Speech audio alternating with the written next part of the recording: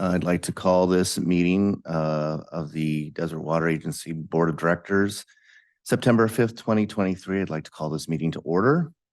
I ask that anyone joining us from virtually to have their microphones silenced unless they are ready to speak during public comment. And also anyone in the boardroom with us today to also silence your electronic devices. I will call on directors in roll call order for discussion questions in the following order. Director Grasha, Director Bloomer, Secretary Treasurer McKenna, who is on his way, Vice President Bowman, and President Ortega. And all votes will be conducted via roll call vote. And with that, I will lead the Pledge of Allegiance.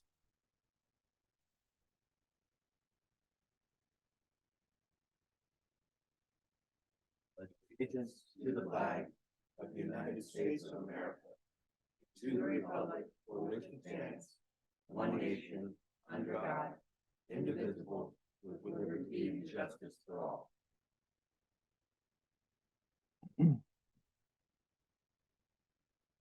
Great. So we can move to item 2, which is a roll call. Assistant Secretary Baca, please. Director Grasha. Present. Director Bloomer. Present. Secretary Treasurer McKenna is on his way. Vice President Bowman. Here. And President Ortega. Here. Item 3, public comment on items not on the agenda. This is an opportunity for members of the public to comment on any item that's not listed on today's agenda, but is within the jurisdiction of the water agency. We ask that you keep your comments to no more than 3 minutes. And as provided in the Brown Act, the board is prohibited from acting on items not listed on today's agenda. Assistant Secretary Baca, have we received any public comments for this meeting? No comments have been received. Okay, thank you. Are there any members of the public who would like to speak on an item of relevance to the agency, but not on today's agenda? If so, please make your presence known either virtually or in person. Seeing none, we can move to item 4, public comments on items listed on today's agenda. Similarly, we ask that you keep your comments to no more than 3 minutes. Assistant Secretary Baca, do we have any comments from items on today's agenda? Okay. No comments have been received. Thank you. If there are members of the public attending virtually or in person that would like to make public comment at this time related to something on today's agenda, please let us know. Seeing none, we can move to the next item. Number 5, consent calendar items. This is an opportunity for the board to either approve all items listed on the consent calendar, or if there's a particular item listed on today's agenda that a board member would like to have removed for further discussion, they can let me know at this time. Any items that are, yes, sir. Yes, Mr. President, I'd like to pull 5B. Okay. Noted. Any others?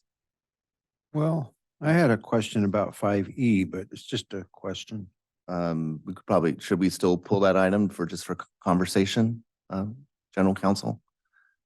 Okay, great. So B and E. We'll start with B. You had some comments, Vice President Bowman. Yes, I appreciate little adjustment here. It said Vice President Bowman noted his attendance at Arden Wallam's retirement celebration. I wish I could have been there, but I was not there. So that little adjustment to that. Okay. And Director Grasha, 5E, you had a comment. It says here, Desert Water Agency customers reduced water consumption per meter by 29% during July 2023. I wondered if, based on the 2013 numbers, do we know what the statewide number for that is? What the overall statewide reduction is against the same metric? Does it? Pretty old metric. So we just discussed actually last week, maybe updating that. The last metric that we used was 2020. And that's what the governor is measuring against now. And that was, the prior year when he announced his reductions. So I don't have that for 2013. Okay. I'm not sure that's available. All right. Thank you. That's it. Thank Move, you. Thank you. Go ahead. I move the consent calendar for approval as Okay. presented. Is there a second? I'll second. Great, thank you. So I have a first from Director Gracia, a second from Director Bloomer.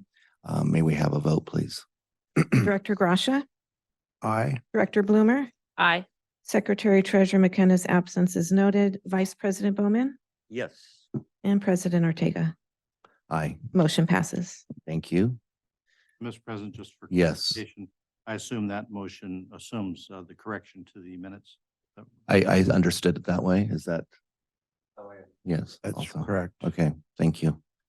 Thank you for the clarification. Item 6 is a discussion item.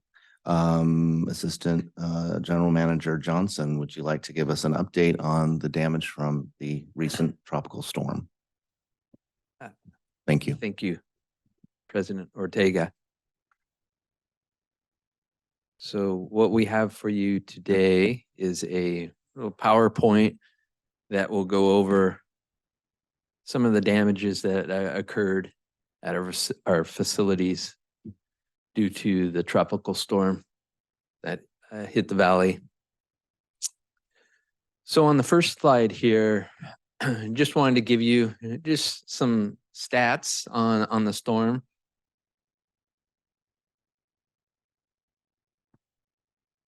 Once we get this.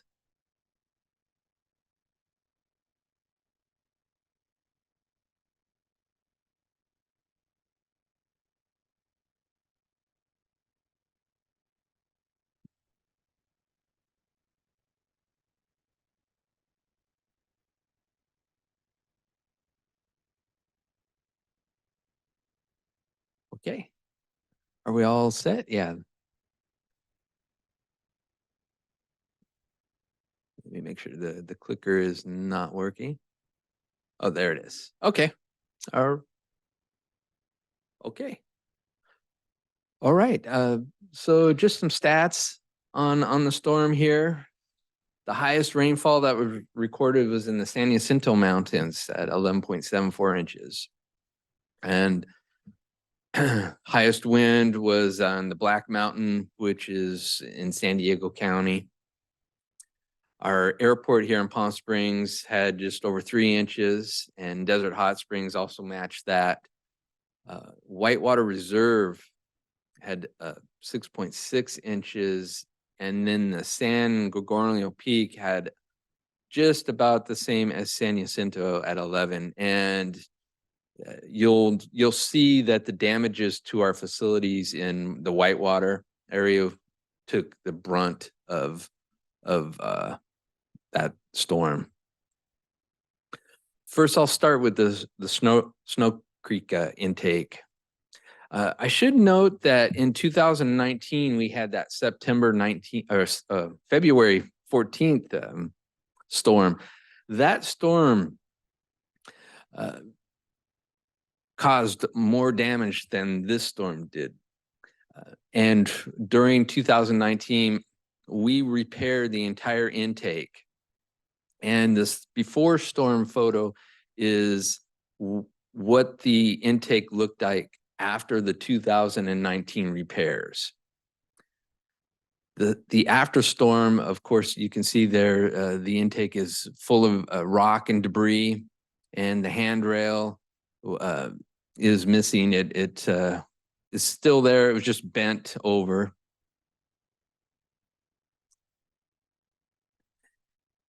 This is just down of on the downside of the intake. The before storm was what it looked like after the 2019 repairs, and then the afters, you can see it held up very well. We did a lot of work on that side of the intake. We added a lot of concrete and grout on that side to reinforce that area. That during the 2019 storm, there was significant damage that occurred there. And as you can see now, it held up very well. The before storm, this is the road heading to the bridge that goes over the intake. I should say the stream. And during the 2019 storm, that road was completely wiped out. We replaced it with that concrete road. And as you can see, after the storm held up great, just some debris from the trees and so forth. But other than that, the road was drivable and very little damage. This is just a little video of us cleaning out the intake, just showing how we go about removing the debris. I apologize for the choppiness of the video, but you can see we just get that excavator up there and we just start scooping and dumping. Yeah, it's just scooping on one side and placing it on the other. So Chino West, this is our intake there that serves the tram.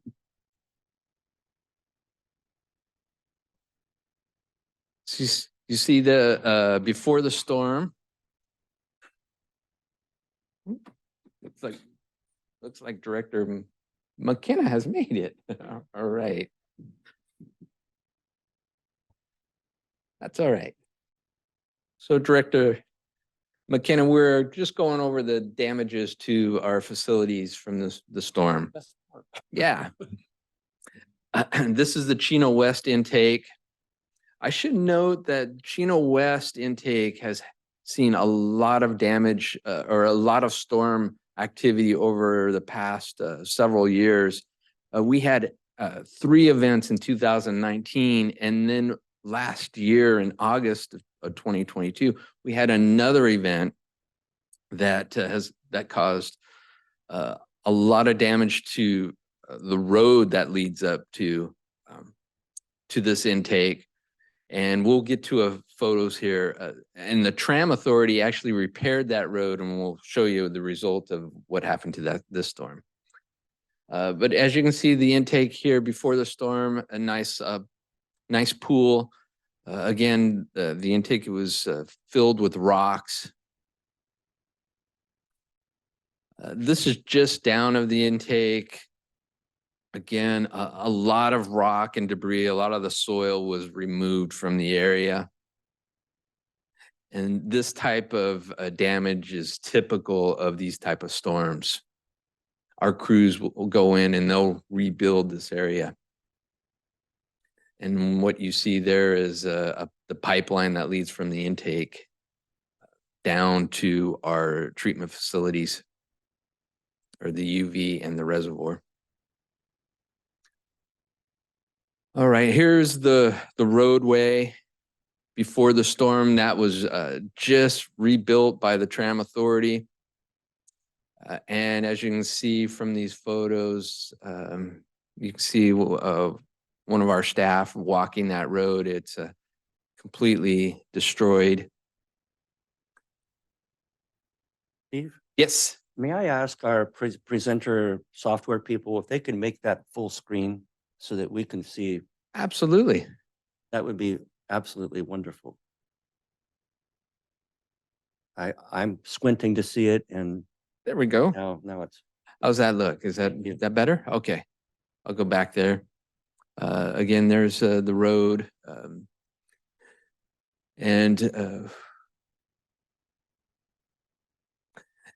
Here, just wanted to show how this is not our reservoir, but there was some undermining of the reservoir that occurred. The water tends to flow down that road.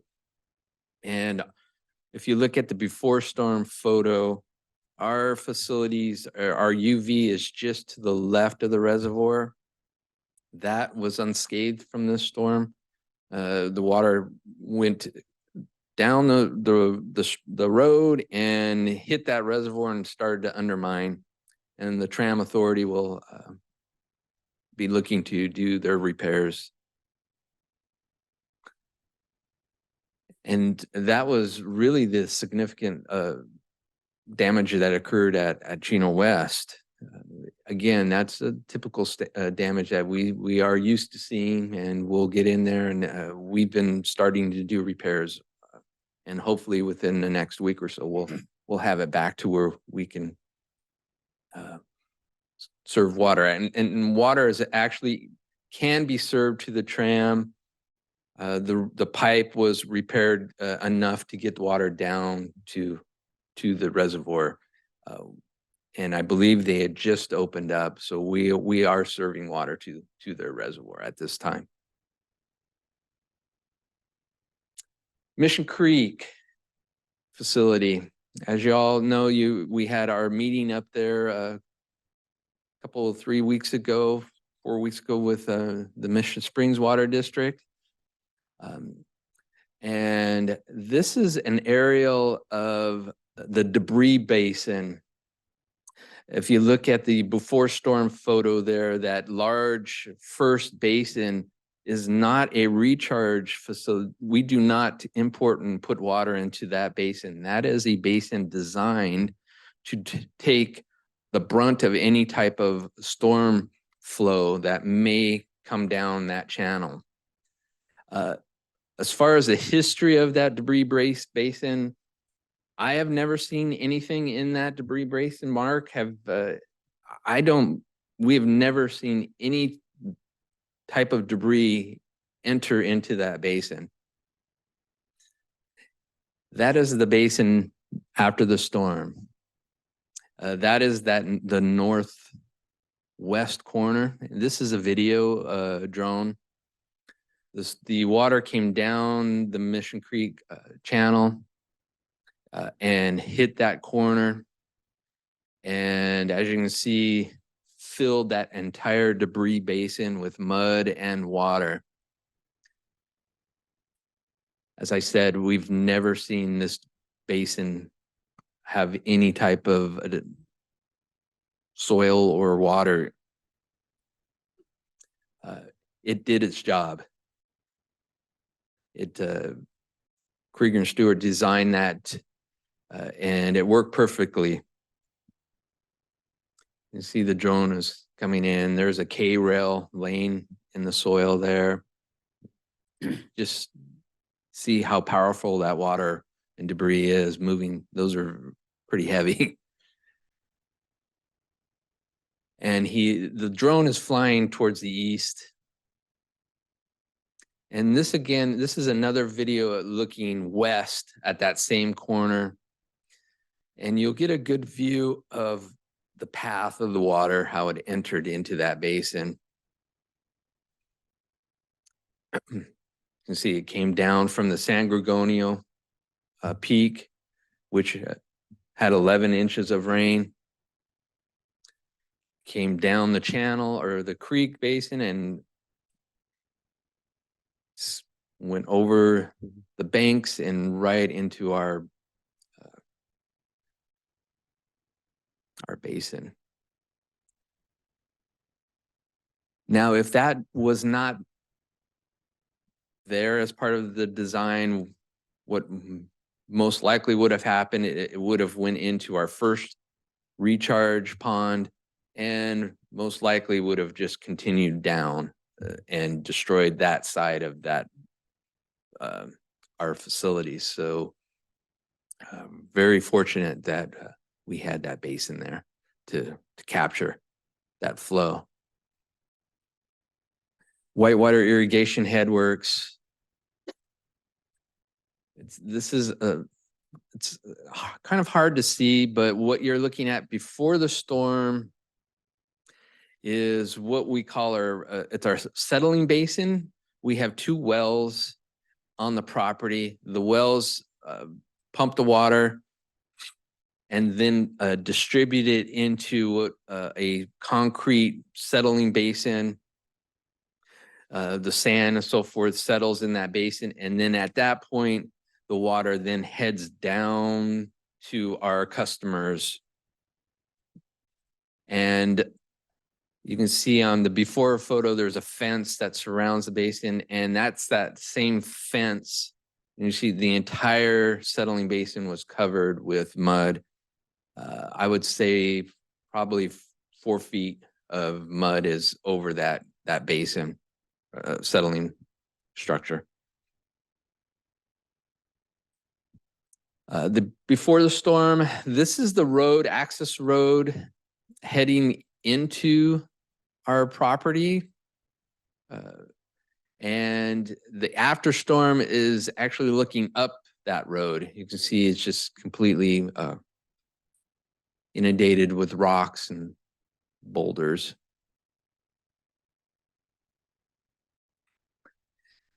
Here's just a video as you can as you will follow the drone. This would be entering into. You see all the rocks on the road is what we just looked at. We are now approaching where the settling structure was or is buried under that mud. Just to give you a scale, there is an individual, one of our staff members, as you can see, kind of walking around. And then what the drone will do is it'll kind of look north here, and it'll pan towards where our wells are located. It will show the pipeline right there. That is, some of it is still there. As you can see, the other part that you can't see is either buried or no longer there. We'll have to replace that. And then in the green area, that's where our wells are located, and we'll get to that right now. So before the storm, you can see a wellhead. That's the smaller well. And that is the same area with the mud over the wellhead. We were able to locate that wellhead. We just have to uncover the mud from it, but it's still there. And we'll be digging that out, and hopefully it will, once we get power back to that well. It's a submersible pump, which is great. Hopefully there's no damage down the casing. And again, this is just a small video of that same well. That's the electrical panel covered in debris. You can see all of this is just got covered with mud, and where our staff member there, that is, his name's Brandon. He is uncovering that wellhead, and he does locate it. This is the second well. This is the larger of the two wells. You can see the before storm. Now, before this storm hit, back in that 2019 February storm, this well used to be, it was in a bank of soil, and during that storm, that entire debris bank was washed away. And we do have FEMA money that's set aside that we are working to get that repaired. That project is still in the process. After this storm, as you can see, after the storm, the wellhead is not where it should be. We think that it's either buried under the mud or downstream somewhere. We're not sure yet. We haven't been able to find this one. Again, this is just a small video where the drone is heading towards where that wellhead should be. It will make a turn and show you the pipe that was connected to that wellhead.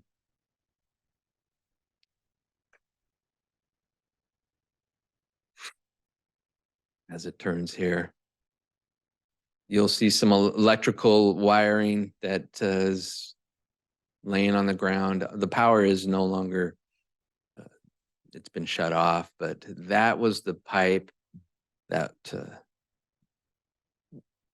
that well utilized to move water to the settling structure. Again, just some of the damage before the storm, the electrical had this fence and now it was just covered with debris. But in summary, we did see significant damage.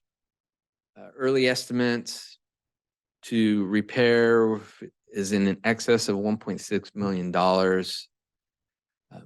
We did submit an application to Riverside County Emergency Management Department for these damages, and they work with FEMA to assess. FEMA did come out to our sites and did do an evaluation. So we're working through that process right now. And that is pretty much the extent of Tropical Storm Hillary. And if you have any questions, hopefully I can answer them. I'm sure we have many questions. We'll start with Director Gracia. I did not hear a mention of service outages. Was any of our ratepayers impacted by loss of water service or anything of that nature? We did not have any loss of water. As far as Snow Creek Village, we had our reservoirs. We filled those reservoirs before the storm hit. They had plenty of water there. That pipeline was in service and they were not out of water. The tram was not in service at the time. But we have since been able to get water to their reservoirs. They do have water. And then of course, whitewater irrigation, I should say, we have one customer off of that. Actually, there's two customers. There's the tribe on a ranch, the old Balick Ranch, and then Whitewater Rock. Those are our two customers. Again, it's non-potable water, but they are not receiving water at this time. We did haul some water up to the Whitewater Rock. They have a storage tank, and they use that water mainly for their operations of their building to flush toilets, is what they use that water for, and also for their mining operation of the rock. But they are, I think, out of commission at this time because their private bridge is damaged.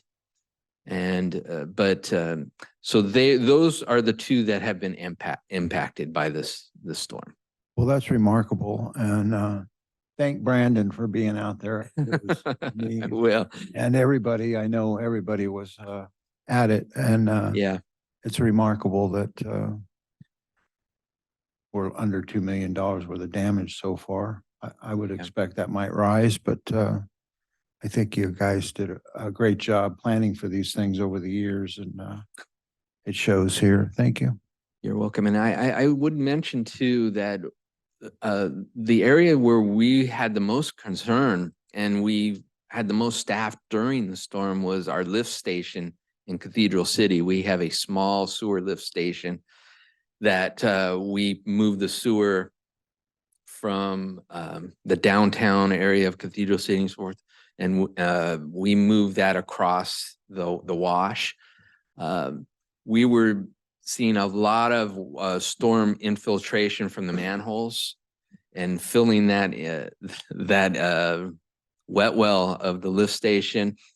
And we sent a crew over there.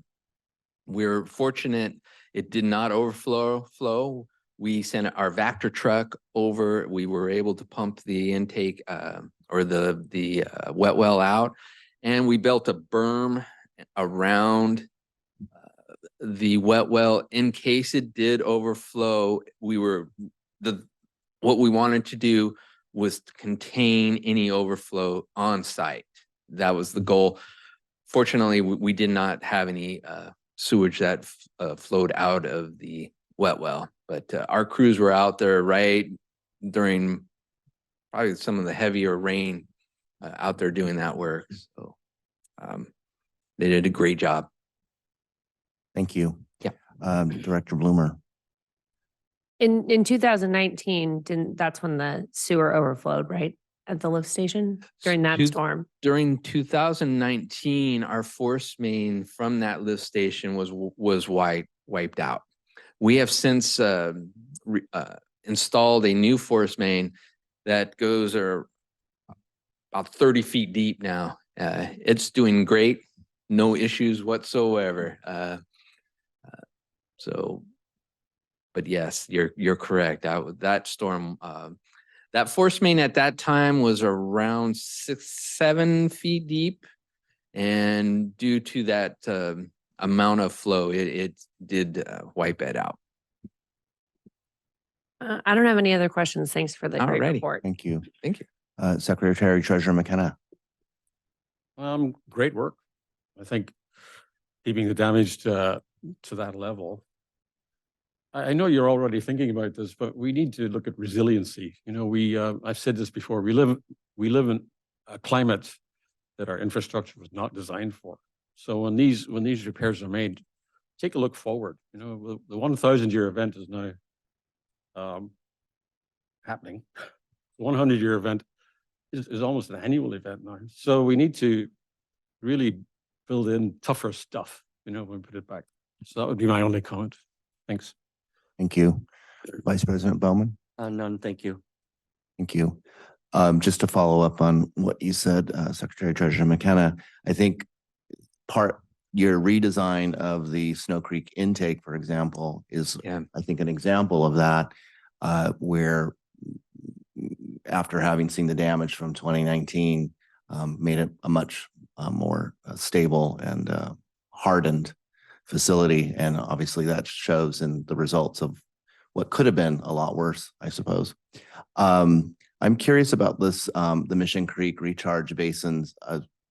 Are we now, I mean, the damage was, if you can call it that, was limited to the, what do we call that? I'm sorry. It's a debris basin, right? Yeah.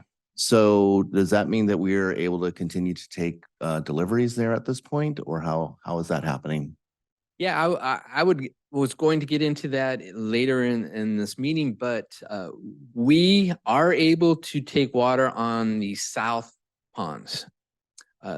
One of our pond 2, which is the first pond on the north side, did sustain some damage on that north bank there. But the south side is completely intact, no issues whatsoever. And we are able to take water on that side. Water was, deliveries were stopped prior to the storm in anticipating of potential damage. Met went to a 3-pump flow in their aqueduct. We stopped deliveries at our intake, and they also stopped deliveries at the whitewater facilities too. Unfortunately, due to the amount of damage that occurred in that whitewater channel and part of CV's facilities, they have suspended all deliveries to that facility until potentially October is when they think they'll have that. So the flows in the aqueduct as of right now are still only at about 3 pumps. At that flow, we are not able to take water at our Mission Creek facilities because of how the meters operate. They can't handle that low flow. They don't operate correctly. They don't measure the flow correctly.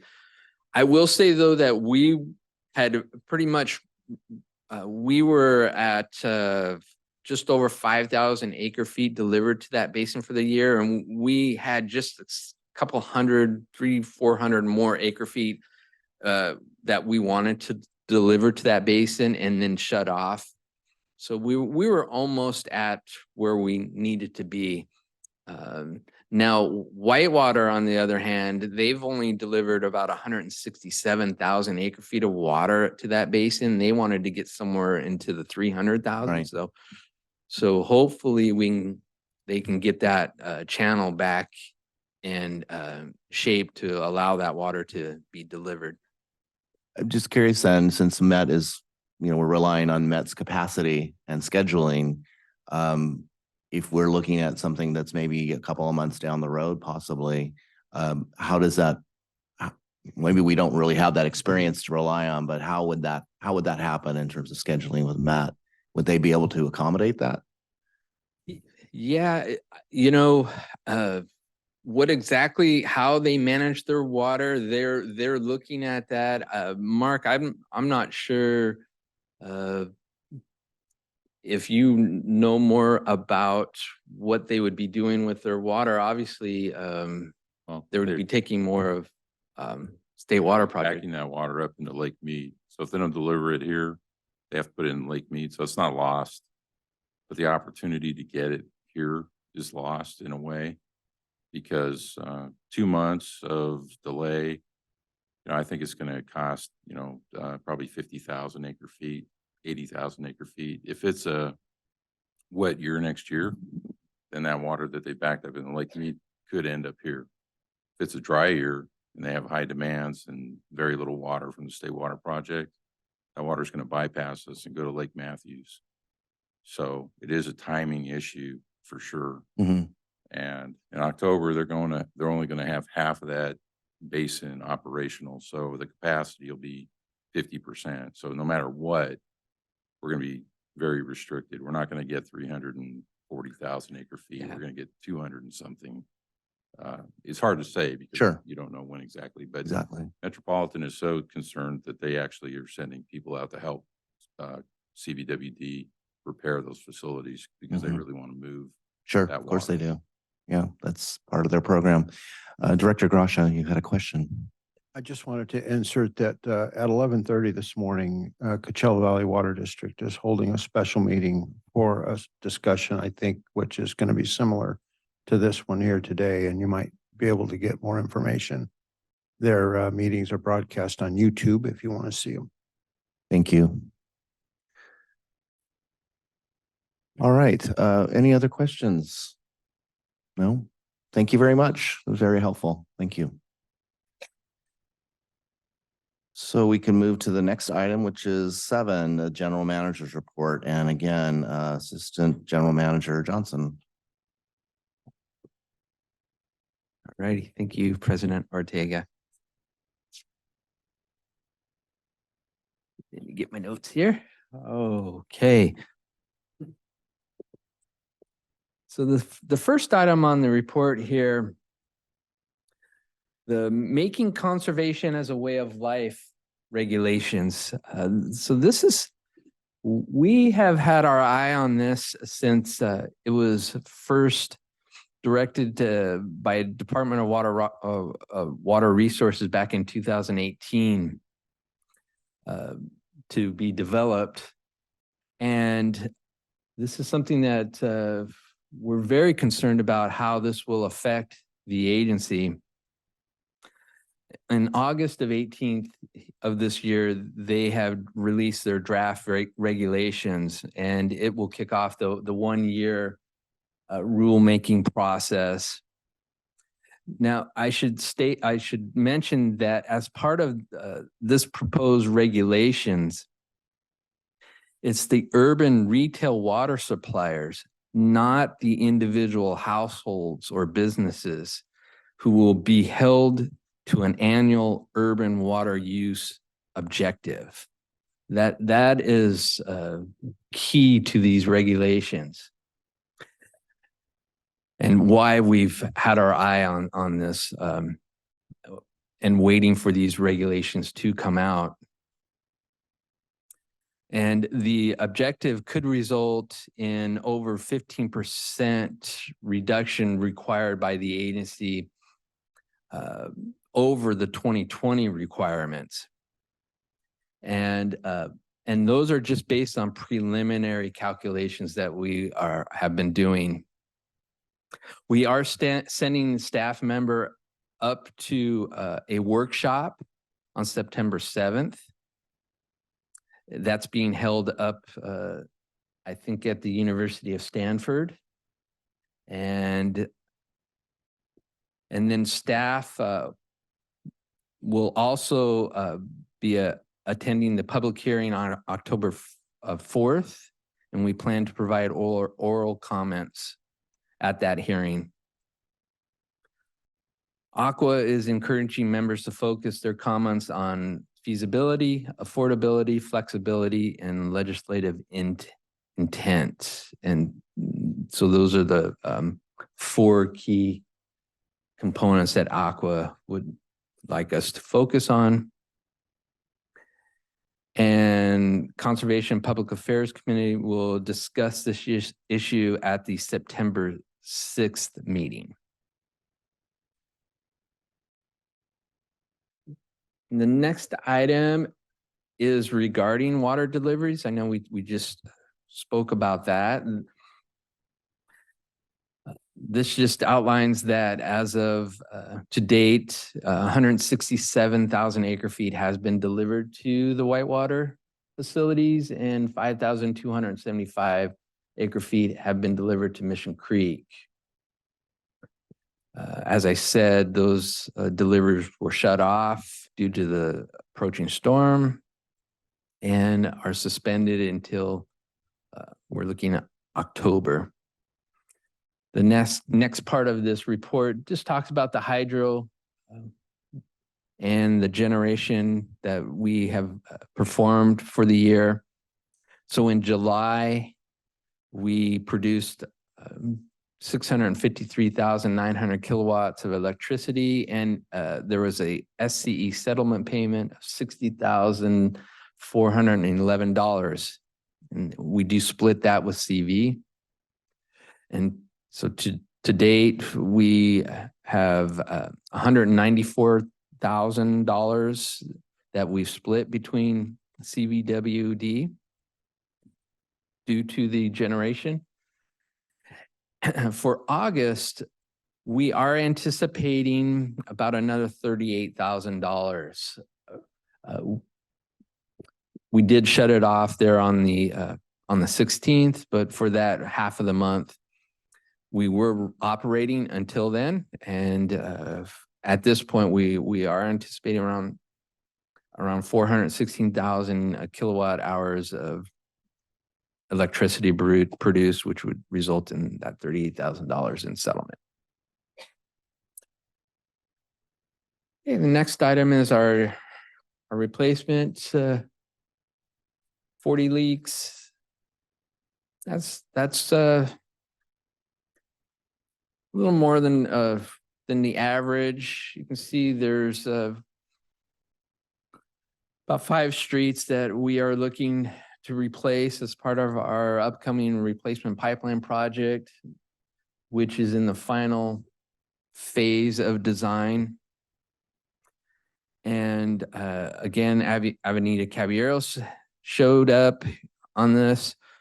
If you recall, again, we did have that, we do have a contractor under contract. We are still waiting for materials. David, do you know, have they given any time frame on material for that? So, okay, another 5 months. Okay. Okay. Once we get that Caballero you'll no longer see that on this list. I'm hoping.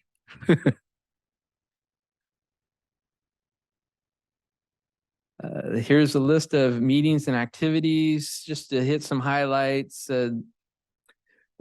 Attended some DCP coordination meetings.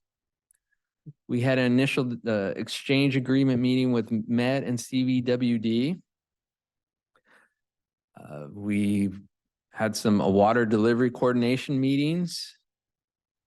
We had a procurement and policy review internally. with Director Sines. Had some tribal mediation tech committee planning meetings. Tribal mediation small negotiation team met on the 28th. We had on the 30th, sites reservoir operational review with Met and CVWD, and that dealt with understanding a little more of how they anticipate operating that reservoir. And listed activities, and that concludes this report. Thank you very much. Director Gracia, do you have any questions or comments for our Assistant General Manager? I have no questions and no comments. Thank you. Thank you. Director Bloomer, No questions or comments. Thanks. thanks. Secretary Treasurer McKenna, I have none, thanks. all right. And Vice President Bowman. None from me. Thank you. Okay, none from me, so we can move on. Thank you. Item number 8, Directors' Reports on Meetings and Events Attended on behalf of the agency. So I would ask that as directors report on those meetings, they give us the date and the name of the meeting or approximate name of the meeting for the record. And I'm going to ask that we do this a little bit differently this time because we had 2 directors who attended the Urban Water Institute conference in San Diego, and then 3 other directors who attended the CSDA conference in Monterey. So I'd like to start with Director Gracia first, and then we'll proceed to Secretary Treasurer McKenna. Sure, thank you. So on the 22nd, Tuesday of August 22nd, CVWD had canceled that meeting, so there was no meeting to report on. And on the 23rd through the 25th, the Urban Water Institute held a 3-day conference in San Diego, which I attended. And if you'd like, I can give you the brochure. I can tell you that most of the little pieces, if you will, of the conference were pretty good. One particular thing of interest that I learned, that the city of Needles is part of the Colorado River. What is it? The 7-5, is it? Anyway, I found that fascinating. And someday I'll go into that further on why. But that's it. Thank you. Thank you. Secretary Treasurer McKenna. I also attended the Urban Water Institute meeting on, let's see, 23rd, 24th, and 25th, I think. I had 2 main points that, in broad brush terms, this is the 4th water industry meeting I've attended this year, and there's a real absence of optimism in the water industry. Even the American Waterworks Association, which brought people from British Columbia and Florida, everybody is very negative about what's going to happen next. And I talked to 2 directors of the Metropolitan Water District, and I talked to a senior executive of the Metropolitan Water District. And even though one of them is inclined to be optimistic about everything, I got the sense that the Sites Reservoir project is in trouble and the Delta Conveyance project is in trouble. They say off the record that, excuse me, the biological reports that are coming in go beyond the salmon and the Delta smelt, that there are other opinions in the pipeline that basically will checkmate both those projects. And that's quite alarming for us because, our sustainability of the aquifer depends on sites. So in broad brush terms, I think we need to widen our horizon, broaden our focus, whatever, to where do we get the water from? And there's a nice term being bandied around in Los Angeles about the 4th aqueduct. Los Angeles needs a 4th aqueduct, but by that they mean reclamation. So reclamation of the water we use is in our future, but it may be a nearer future than we thought. So I'm going to sort of put a call to action to our staff. Metropolitan has a climate change adaptation plan. We need one too. And we need to be talking to our cities that are in our jurisdiction about wastewater treatment. We need to move up the thinking that we've had for a while that wastewater will have to be reclaimed, will have to go back in the aquifer. And we can't do that alone. Two cities handle wastewater, but we need to move up our thinking, our planning for making that water potable. Now, I'm not saying we should, supply it to our customers. Excuse me. The customers, are not keen on that idea, but it should go back into the aquifer. And we need to treat it to potable water standards and put it back in the aquifer. I think that was the main thing I drew from San Diego. The second thing, I had a great conversation with a meteorologist, and that in itself is strange. But Dr. Marty Ralph, who works at Scripps Institute, is a NOAA meteorologist. And he has developed this thinking and analysis of the atmospheric rivers that we now hear about. Previously in California, we thought of our water as a storm track. There was a storm track that went through on California, and in the winter, it was southerly. It came through here, and in the summer it was northerly. It went through Northern California. But the storm track is only part of the story. The atmospheric rivers are the real story. And we had 11 or 12 of them last winter, including, I think, 5 in 3 weeks. He is working on forecasting these, excuse me, and analyzing when they're happening, how strong they will be. He's developing a scale rather like the Hurricane Saffir-Simpson scale. And he wants to categorize the atmospheric rivers on a scale of 1 to 5. He's done a lot of research on identifying them, predicting them, and he can predict them now 8 days ahead. If he gets the technology to drop sondes into the Pacific and monitor what's going on. There's not a lot of weather stations out in the Pacific. So the interesting thing for me was that these atmospheric rivers, and now that's a common term, we understand it, they're part of the low pressure systems that come through. They're part of the storm, and they supercharge these low pressure systems, turbocharge them, I think was the phrase he used. So it's two sides of the same coin, but he's done some amazing work on analyzing, predicting, scaling them up. And it has a big impact on reservoir capacity because, the reservoir managers keep a freeboard so that they can handle storms, they can handle the snow. His analysis shows that if you look ahead at the atmospheric rivers and you don't have one for the next couple of weeks, you can retain a lot more water in that reservoir.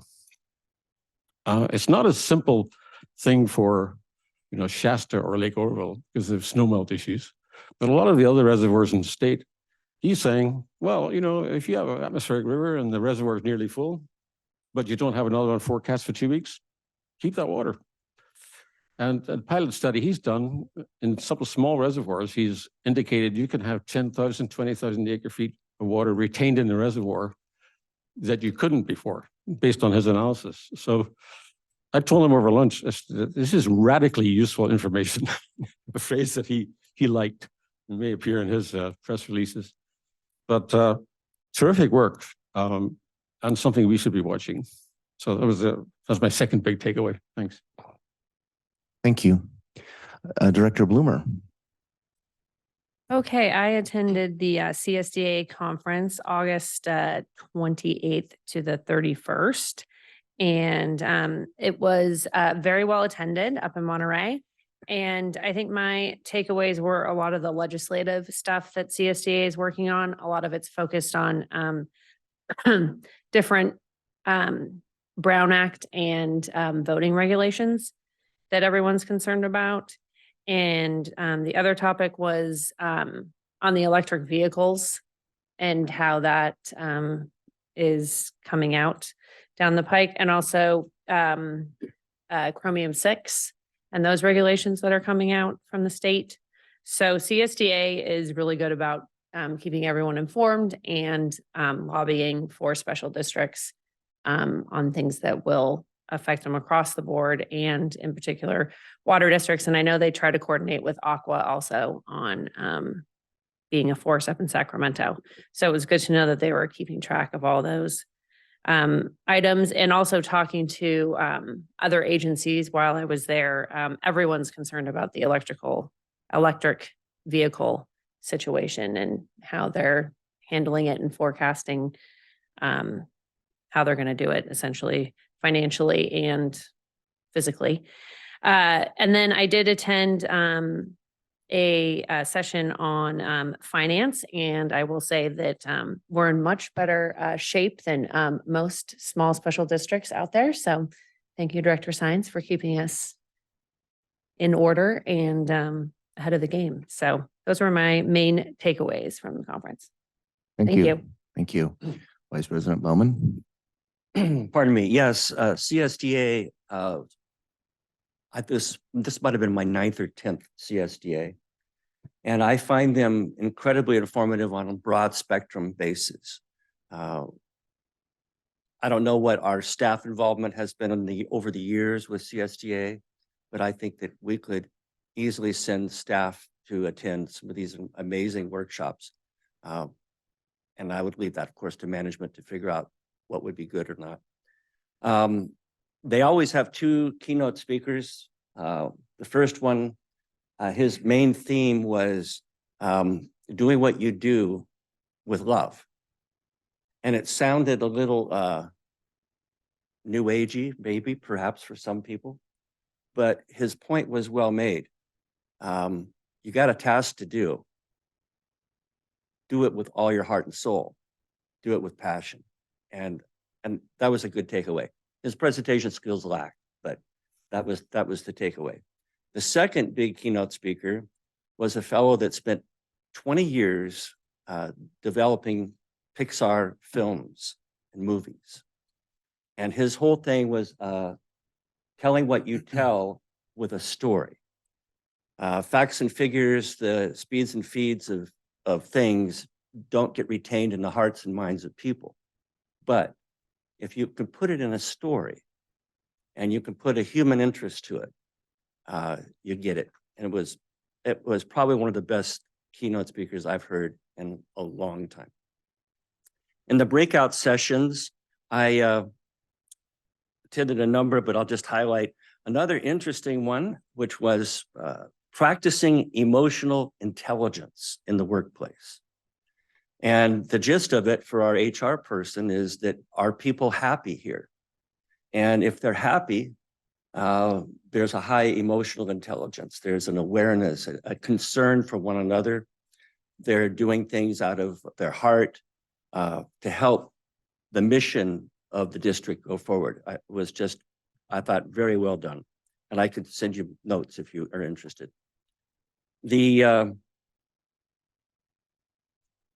Let's see here. Another highlighted one that I put down was called Difficult Conversations, dealing with ethics complaints against a board member. Very interesting information on that.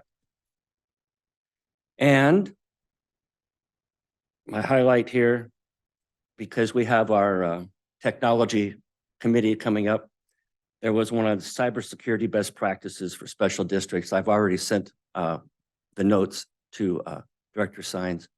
Incredibly well done. I appreciated it immensely.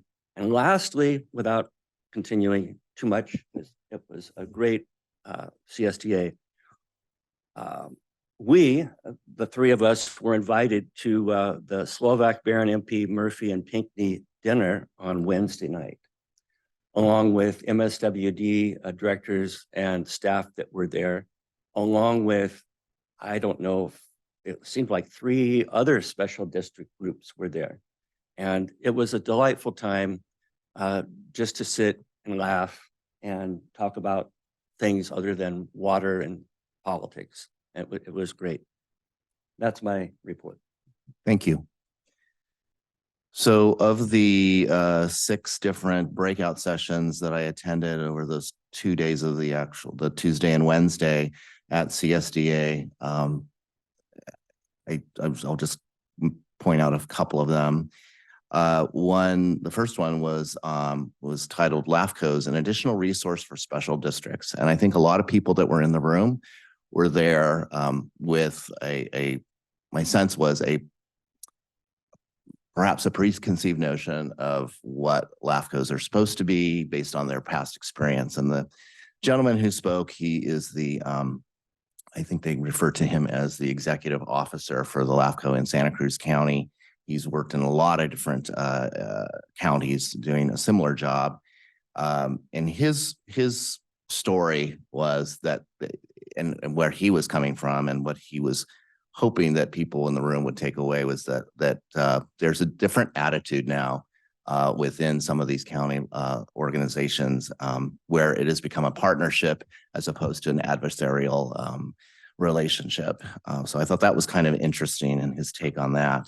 And some of the programs he's initiated in Santa Cruz County, working on various dissolutions and consolidations, et cetera, that could have been somewhat contentious. And he did it all by himself because he's the only staff member for LAFCO in Santa Cruz County, apparently, which I thought was even more amazing. And then the other one that I wanted to point out, and this kind of follows up on what Secretary Treasurer McKenna was talking about earlier.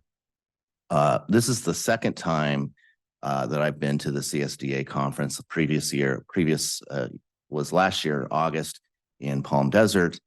And there was a similar program that I attended at that time. This one was titled A Step-by-Step Guide for Building an Effective Multi-Year Strategic Plan. And I think at that time when I came back from that conference last year in August, I did bring this up as something that I felt this board really should be thinking about. Having been on this board for 2.5 years, I don't think we've actually had that kind of exercise where, what was being talked about here was the board basically doing workshops to build a strategic plan that would go over like a 5-year period or a 10-year period. And I think that kind of ties in with some of the things that you were talking about in terms of, where is the water going to come from in particular, and what kind of projects are we going to look at going forward that may not be the kinds of projects we're looking at today. So for example, reclamation. The other sort of tie-in with both what you mentioned as also what Vice President Bowman mentioned is that at that same conference last year, I had sat at breakfast with 2 members of the board of Valley Sanitary District. And at that time, one of them is now I believe the board president. And both of those board members are still on the board there. And while we were having dinner that you mentioned, that dinner that night, there was a board member as well as the new general manager from Valley Sanitary sitting directly across from us at the table. The project that I spoke about with them, which I think is a year ago, has to do exactly with that. It is a project that apparently has been part of their strategic plan. I did mention it to the general manager. I mean, the poor guy's only been on the job for about 2 weeks. So he didn't know a lot about it, but he knew that it was, something that he was expected to be focused on, at least in terms of determining whether it was something that was feasible. But that project discussed a year ago, which is very similar to the Sterling project in Highland that Eastern has done, or is about to start actually operating, and as well as the project that we saw in Oceanside, also a reclamation project to create new water, to put that water into the aquifers, the respective aquifers. And maybe that's a way of partnering with these other members here in the Valley, including sanitation districts and water agencies, to create that new source of water for the aquifer. So with that, I will look to item number 9, which is director's comments and requests. And I'll start with Director Gracia. To follow up on what you were just mentioning, Eastern Valley Municipal Water District, I think, and Western over in the other part of Riverside County, they've kind of hijacked the Riverside County Task Force on Water, and it's now pretty much just their side of the mountain, I would call it. It was my hope that we'd somehow kind of develop something similar to that on this side of the mountain for our 5 water agencies, but certainly the big 3. there's a lot of issues that, in my view, kind of melt together. And also my belief that the bulk of the board members that come on this board over the coming years are going to come from the board at Mission Springs Water District. It's just an assumption, but because of the geography of the way things are laid out. So, it's my hope that somehow we can build a relationship when and if those board members do come on, that it will be, they'll have a history of working with this agency as opposed to the way it's been for the last several generations, probably going back to 1960. But that was just a side note to what I wanted to talk about. I had a chance after the city's press conference on Indian Canyon being closed. I had mentioned this at our last meeting, which on the 15th, that I was wanting to encourage our congressman to bring the Army Corps of Engineers in to help make sure we don't make any mistakes, if you will, and work that's going to have to be done out there. And he agreed, and that request has been formally made to the Army Corps of Engineers. During that conversation, I have had an opportunity to bring up what is a personal belief, which I hope this board might adopt at some point in the near future, on the acquisition and transfer of the BLM land that we use for recharge out at the Whitewater Recharge Facility. And Glenn Miller, who is the district director for the congressman, agreed that he would be more than happy to begin discussions on helping to navigate the system and acquiring that land if the board finds it is, to me, it's a forever thing. It's a critical asset. And I don't know how much it would cost. I don't know how we could pay for it. I don't know anything, but I know that being a renter on something that important is something that I find troubling. So I'd like to explore it. I'd like the staff to try to figure out whether it's something they could add to their calendar. I know you guys are overwhelmed. I see the meetings here and I wonder how you get through your days, but they're waiting for us to bring a proposal to the congressman. So that's up to you guys. Thanks. Thank you, Director Bloomer. I don't have any further comments or questions. Secretary Treasurer McKenna. I just, excuse me, I just want to recognize that yesterday was Labor Day and to express my appreciation for the labor that we have working here. We have people that literally work in trenches and not all of them, but I appreciate them. Thanks. Thank you. Vice President Bowman. Nothing else. All right, thank you. And I have nothing else at this point, so we can take a short break and then go into closed session. I show 10 after 9. If we could meet in 10 minutes if the board can meet 10 minutes in the conference room, and we can continue there. Thank you.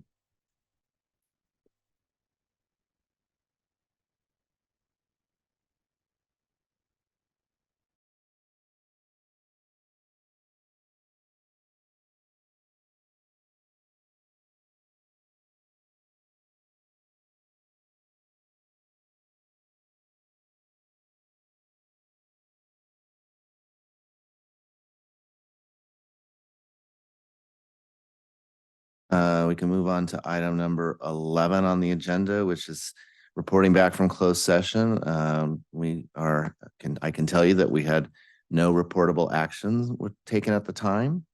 And so with that, we'll move to item number 12, which is adjournment. And this meeting is now adjourned. Thank you.